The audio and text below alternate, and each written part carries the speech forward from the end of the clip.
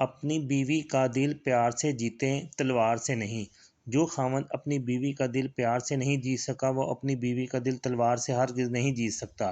دوسرے الفاظ میں جو عورت اپنے خاوند کو پیار سے اپنا نہ بنا سکی وہ تلوار سے بھی اپنے خاوند کو اپنا نہیں بنا سکے۔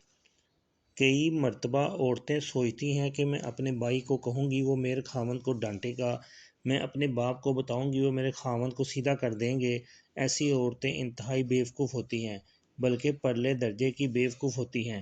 یہ کیسے ہو سکتا ہے کہ آپ کے بھائی اور آپ کے باپ کے ڈانٹنے سے آپ کا خاوند ٹھیک ہو جائے؟ کسی تیسرے بندے کے درمیان میں آنے سے ہمیشہ فاصلہ بڑھ جاتا ہے۔ جب آپ نے اپنے اور خاوند کے معاملے میں اپنے ماں باپ کو ڈال دیا تو آپ نے تیسرے بندے کو درمیان میں ڈال کر خود فاصلہ کر لیا۔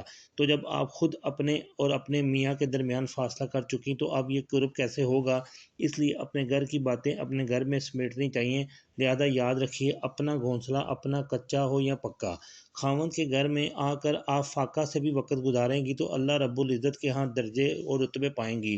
اور اپنے والد کے گھر کی آسانی اور ناز و نعمت کو یاد نہ کرنا، ایسا نہیں ہوتا کہ جو بیٹیاں ہمیشہ ماں باپ کی ہی گھر میں رہتی ہیں بالآخر ان کو اپنا گھر بسانا ہوتا ہے۔ اللہ کی طرف سے جو زندگی میں ترتیب ہے اسی کو اپنانا ہوگا۔